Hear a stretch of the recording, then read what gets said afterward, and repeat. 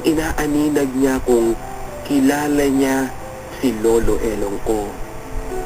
"Sino yung matandang bisita mo?" tanong niya kay Sunny.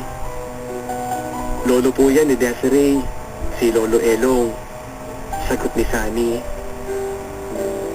Nakita ko ang pagkamangha sa mukha ng matandang babae.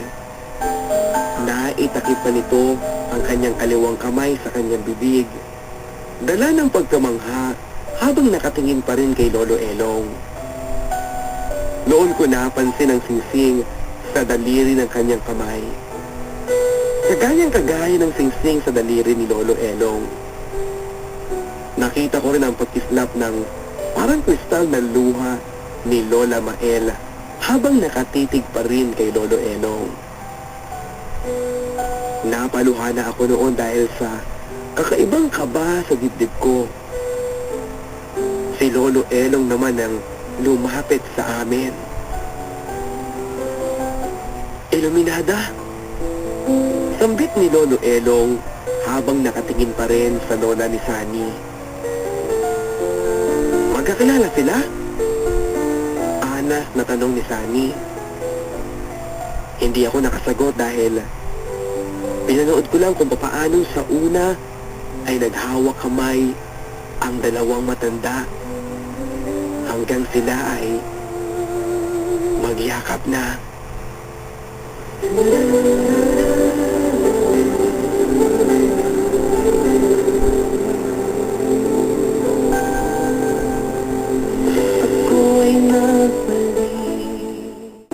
Ang Lola Mael ni Sunny ay Maria Iluminada. Sinorkat lang at naging Mael, at dahil matandang dalaga ay nakagawian daw ni Sunny na tawagin siyang Mael. Oo, Papa Dudut. Nagkita sila matapos ng mahigit 34 na taon at kapwa pa sila ay naghihintay ng sandaling sila ay muling magkikita. Pareho silang hindi nag-asawa.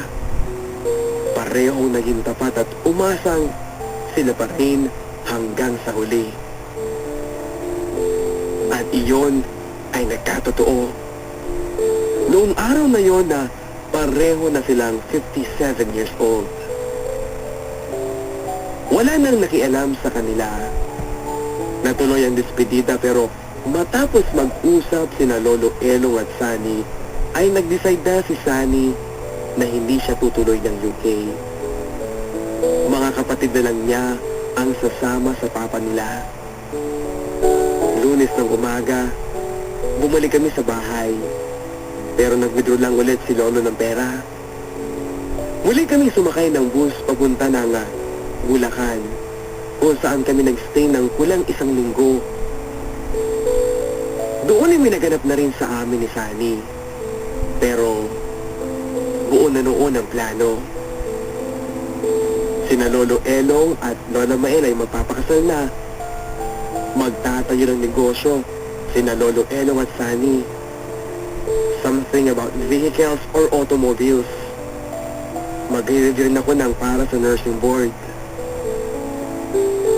Noong umuwi kami sa amin ay galit na galit sina Mama at Papa. Pero hindi ko pinapansin ang galit nila dahil anumang oras ay kaya akong ipagtanggol ni Lolo Elong ko na milyonaryo pa rin pala.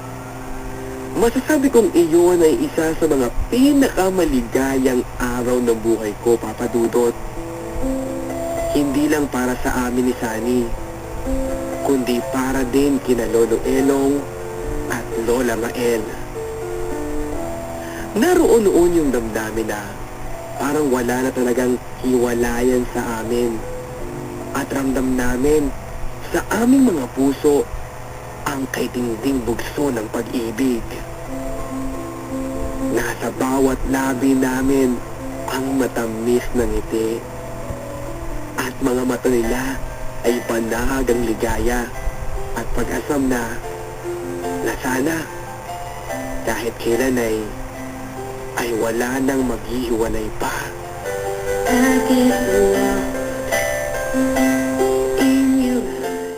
Umasa naman ako ng nursing board.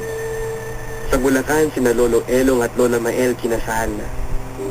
Noong una ay tumira kami sa bahay namin.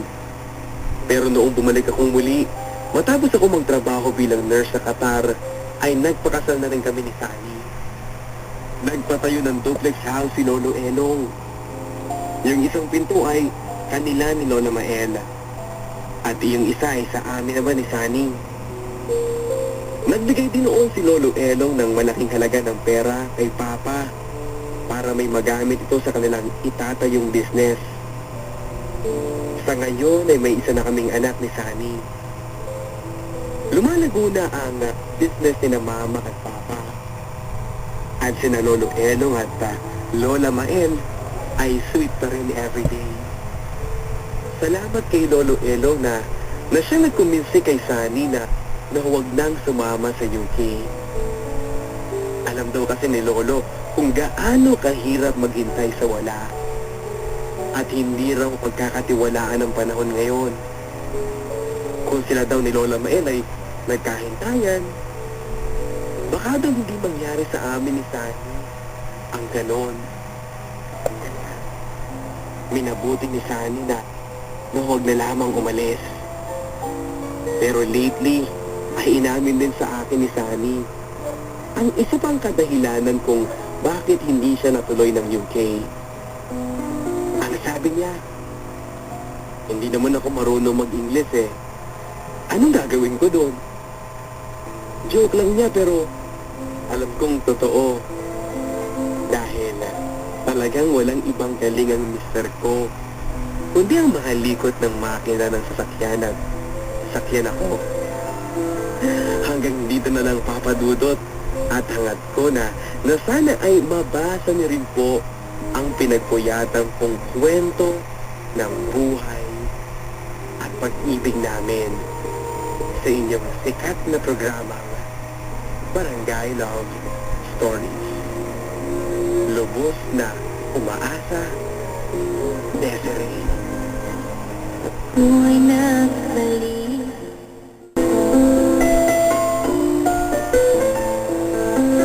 Maraming salamat, Desiree, sa pagbabahagi ng iyong napakagandang kwento ng pag-ibig, buhay at pag-asa. Ito po yung kwento na 2-in-1, mga kabarangay. Kasama po ang kwento ni Lolo Elong at ang kwento ni Lola Mael. Mga kabarangay, I'm sure na marami po dyan ng mga nagdalawang isip na o marahil nagbago na po ang isip sa kanilang planong pag-alis ng Pilipinas. At siguro, na-realize na ang kanilang kaligayahan narito po sa Pilipinas.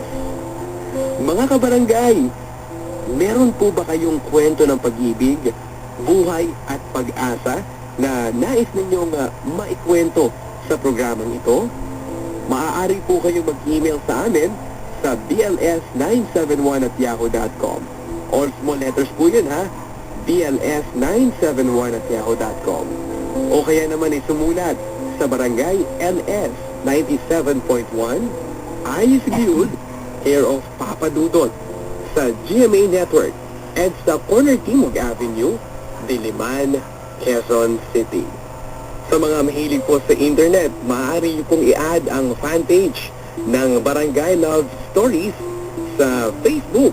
I-search niyo lang po at i-add ang fanpage ng Barangay Love Stories. Para po tayo ay makapagkumustahan sa internet. Mga kabarangay, isang mapagpala at maraming salamat po sa mga patuloy na sumusuporta sa programa ng mga kwento ng pag-ibig, buhay at pag-asa. Ako po ang inyong si Papa Dudot sa Barangay Love Stories. Sa pag